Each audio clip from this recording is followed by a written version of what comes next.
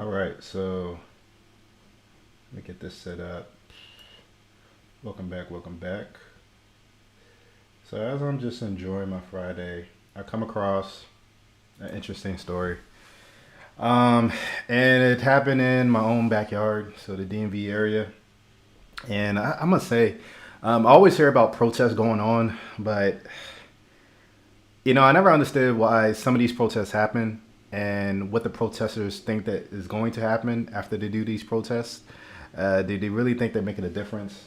And this one was kind of funny, and at the same time, it was sad, embarrassing. Well, not embarrassing for me, but it's just so ridiculous. And I hate people um, that do shit that disturbs a whole lot of other people because of their own selfishness in a sense. So I'm gonna go ahead and play this clip that I came across, and yeah, let me go ahead.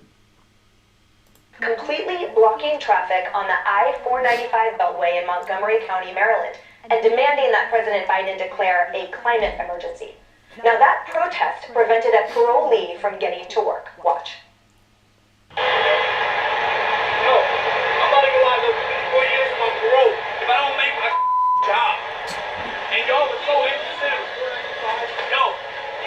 Right now, no. Come on, man. One lane. I'm asking one lane before I make it crazy, bro.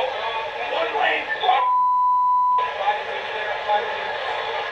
Now that parolee was arrested after he became agitated and tried to physically remove, allegedly, some of the protesters. Richard, you and I were talking offline. Yeah, I can understand a person's frustration when they are on parole. Now, I've never been on parole before. I'm not a felon, but I've heard about that side when someone gets out of jail to get on parole and they can't make any mistakes for like 3 years. Sometimes it's like 3 years or longer, and like they can't do anything wrong. At the same time, they expect these felons to like get jobs and be a productive member to society. But the problem is a lot of people don't want to give them housing. They don't want to give them jobs because of their felony background. And at the same time, they have to check in with their parole officer all the time. I think it's like every day or something like that. And so the stress is already there. They came out of prison, and that's stressful enough. And then they come into the real world, and they have to deal with all these other issues. And then here you have a situation. I mean, by his words, he's saying, I got to get to work. He even said in the video, like, can you just make one lane, just be considerate of like everyone else that gets to get to work. Like, imagine if it was like an ambulance coming, or someone had a real emergency, maybe a pregnancy or something like that. Like, you never know what people are going through, and for these people to just sit down in front of traffic. I hate when protesters just block traffic for their own cause, and it's just like, damn, what you're doing is not. The majority of people are not gonna want to be on your side. They're just gonna freaking be tired of you and want to harm you. Like, if these people can get away with just running people over and just saying, okay, well, I fear for my life or whatever, and the law won't prosecute them, I bet you like one of these cars is gonna run past them. And it's just like, look, you don't like the climate change. You want Biden, out of all people that shows, I mean, he's really not effective president.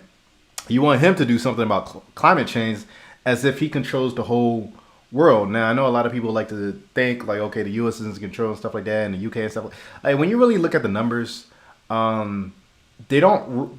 It's like a small percentage of the global population. That's one. And then when it comes to money sources and stuff like that, you still got continent of Africa, even though maybe not monetary like that, but at least the resources. Then you got China and Asia, really, that's manufacturing all the products. So they got some clout for sure. Then you got India. Then you got Russia. And you got all these other people that also have a foot in the game. And those are the ones where their economies contribute the most, I guess, to pollution because their populations are bigger. So for these people to just block everyone's way. I think this was today on today's Friday.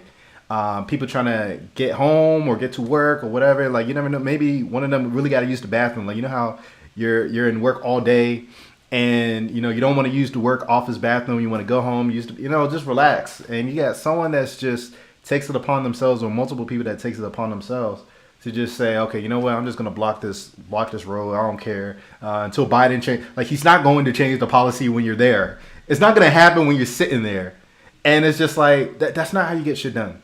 That's not how you get shit done. It's not gonna work. It's just where you're just agitating. You're agitating the common people that don't really have a say in what climate change policies is going to be. Like, sure, you can talk about voting or whatever, but who knows? But then at the same time, these people are sitting in traffic, which is burning more fuel, which is causing more CO2 into the atmosphere. So it's just like, at the end of the day, it's like they're not even thinking about the implications that they're doing to everyone else. I think it was like it looked like 10 of them in the video, and it's just it's like they don't. This is like my pet peeve. I hate when grown-ups don't show or don't display any critical thinking skills. Like, it's like they get to the first level, a knee-jerk reaction, and then it just stops. And then everything else is just all emotion. And they're not really thinking about, okay, the other side, or okay, what can this do? What's the consequences of this? And what could possibly happen? Nope. It's just tunnel vision. They don't think about anything else. They're just thinking about what they want at that moment. And that's all that matters. It's very childlike. For their thought process is really childlike, where they don't really get to the second level of thinking. Like, what's the repercussions of my actions here? And then what's going to be the next step? There's a reason why I like the game of chess a lot. And before I learned chess, I just did checkers, or I didn't play any board games at all, really like that. And when I learned the game of chess, I realized, oh, okay, shoot, like, chess is basically what life is. If you make one move, you can compromise yourself, or you can put yourself in a position of power. So you have to be very conscious about what moves that you make. So one step that you take can destroy what you got going on. It can make you vulnerable, or it can put you in a more powerful position. When I start thinking more about it, it's like, I've been doing this all my life. I will say certain things because I know how the other person is going to respond. And I will do certain things. I'll study or whatever because I want to get a certain outcome.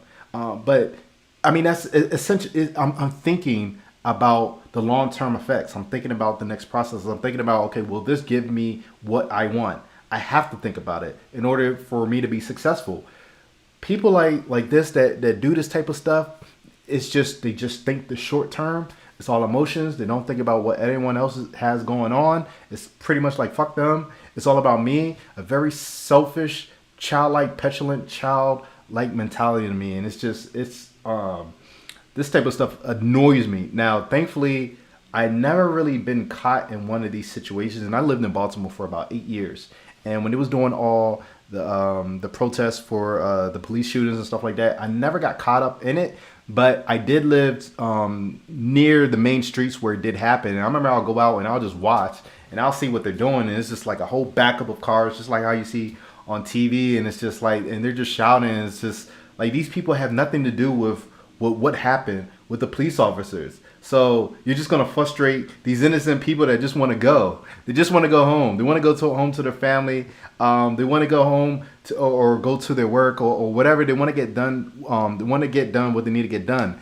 In Baltimore, there's a lot of hospitals in the area. So a lot of the people that are in Baltimore, or especially in the city, are medical professionals. So they probably have clients that are waiting on them. Pharmacists that need to go and administer certain drugs and stuff like that. But these people that think like this, it doesn't cross their mind. It doesn't cross their mind. And my advice to you all out there, and maybe if you have friends or family that kind of move like this, I would just say, like, it benefits your life if you think critically. Think critically about all your actions, and then you can start seeing more progress, and then you can start seeing the results that you want to have. Or if you think critically, it might disprove part of what you already thought. That's another thing. You can prove yourself wrong just by thinking out the whole scenario. So I don't know. I just saw this and I was just like, I hate when people do this dumb shit. But let me know what you think. Leave a comment down below. Does this frustrate you, or have you ever been caught up in these silly foolishness situations before? Or if you disagree with me, let me know why you think this is not a problem. and people should do stuff like this. Let me know. I want to hear your side. I want to kind of hear your argument for this, but for me, it's just a no go. But check me out in the